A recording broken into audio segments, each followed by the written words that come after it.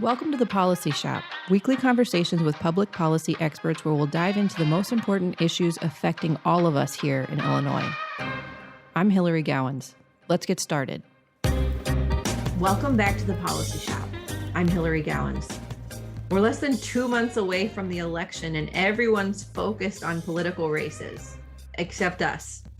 We're thinking about Tennessee. Why?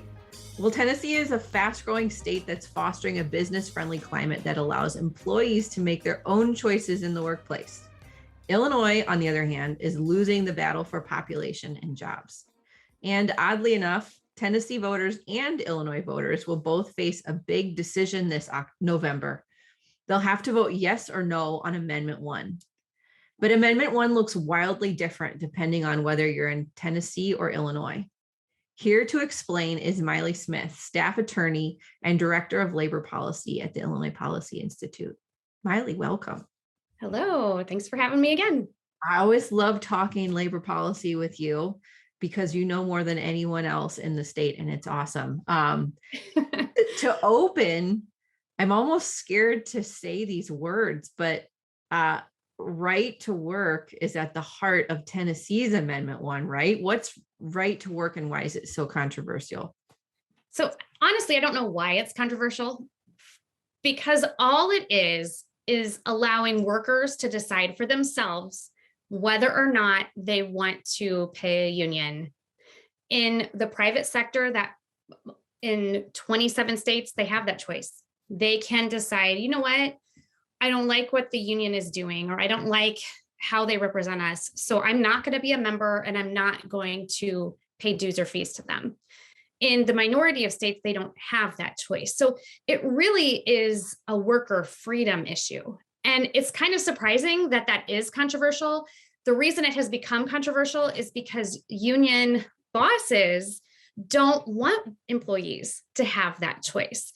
They don't want to have to work to please the employees and their membership. They just want membership to be automatic, as opposed to competitive and something that they have to strive to please their members. So really, right to work is about the freedom of employees to decide for themselves whether or not part of their paycheck goes to a union.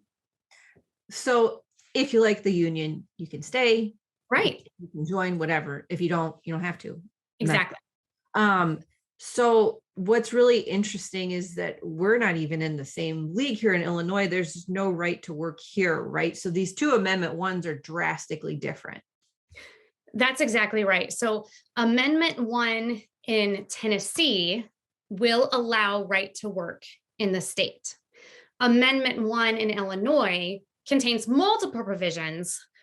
Most of them are giving power to government union leaders, but there's one provision at the end that bans right to work in Illinois forever, unless there would be some other constitutional amendment at some other point in time. But it would forever remove the possibility of private sector workers in Illinois to have that freedom to choose for themselves whether or not to support their union. It really is an accountability tool for union leadership. And that's why union leadership doesn't like it. Well, if it's not the law of the land here already, it's hard to understand why it must belong in the Constitution, but I suppose we could talk about that more some other time.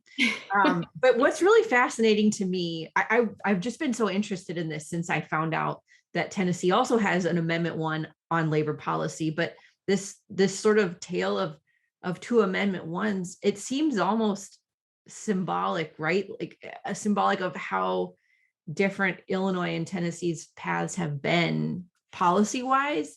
And then also in terms of growth, don't you think so? Oh, for sure. I don't know that you could pick two more different states in all of those areas. So here in Illinois, we have one of the highest tax burdens in the country. Just since J.B. Pritzker took office, we've had 24 new taxes and fees. I mean, we are not known as being business friendly here in Illinois. We have just this year, major headquarters leaving, Caterpillar is leaving, Boeing is leaving, Citadel is leaving, the parent company of Family Video is leaving. And one of the things they cite is the tax and business climate here. And Amendment 1 would cement Illinois' status as an anti-business state. And then on the other side, you have Tennessee, which has been enacting pro-taxpayer reforms, things that are business friendly to create a climate to attract not just citizens and residents, but companies. They've tackled pension reform. They have made it easier to fire underperforming state employees. They've replaced, unlike Illinois, where teachers can go on strike, they have replaced the ability of teachers to strike under collective bargaining with a different kind of system. And what's interesting here then is that Tennessee's amendment would cement it as a pro-business climate. So you have Amendment 1 here cementing us as an anti-business state.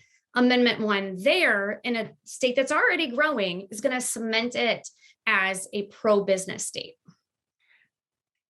What's so interesting to me is that right to work here almost doesn't even matter. Like, we don't know what's going to happen when Tennessee does or does not approve right to work. If it passes and that's what happens there, it'll take some time to figure out how that affects their economy. But, we talk about this a lot. The best way to measure whether a policy is good or bad is to judge it based on its outcomes and not its intentions. And so we do have data to show that these pro-taxpayer reforms, like pension reform, like giving families more school choice, these have had overwhelming benefits to not only the people of Tennessee, but also the state as a whole. Now, look, I'm not here to bash Illinois. Like, this is our home. I love Illinois. I am not a Volunteers fan. Tennessee's great, but this is our home. And so the virtue of talking about this stuff here now with you is not to talk trash about our home state. It's, look, if there's a blueprint out there, a playbook for how to grow instead of shrink, we should be paying attention. And I think that that's good, right? Like, we should be thinking about these things. Yeah. And what do you think about all of this? We're doing this because we love Illinois and we want people to stay here. We want our kids to grow up and stay here. That's why we're doing this. I think what is really interesting is that proponents of Amendment 1 in Illinois have framed this, like you said, as a right to work battle when we don't even have right to work here. So it doesn't matter right now, because that's not a possibility on the horizon for us. But what we do know is that 27 other states have done it. The majority of states have done it. And in many of those states, we see an economic climate, a tax climate, a business climate that is better than Illinois. On the other hand, not a single state has done what Illinois is trying to do with Amendment 1.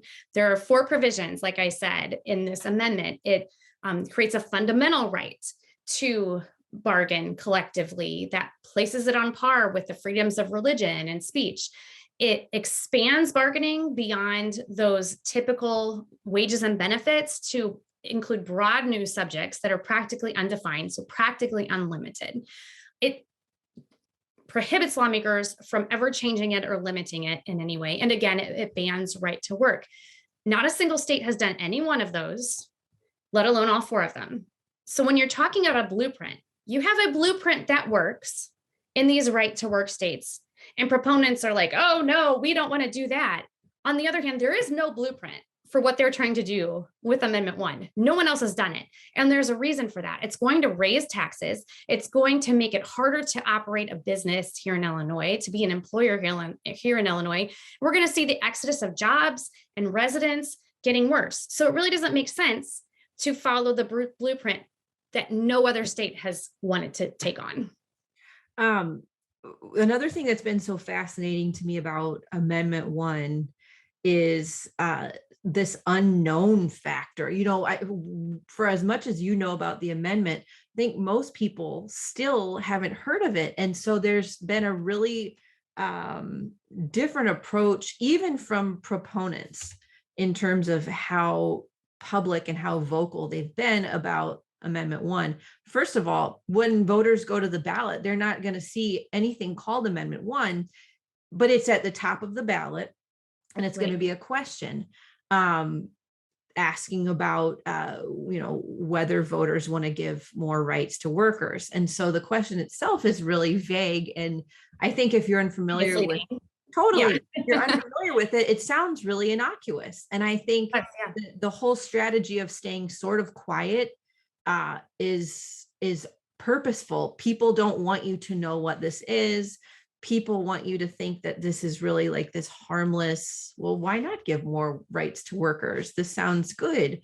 But Amendment 1 at the top of the ballot, we know it's like a hidden tax hike almost. And it's a tax hike on those workers that proponents are claiming to protect. This amendment doesn't really give them any more rights than they already have. It gives union leaders more rights to make demands that are outside wages and compensation.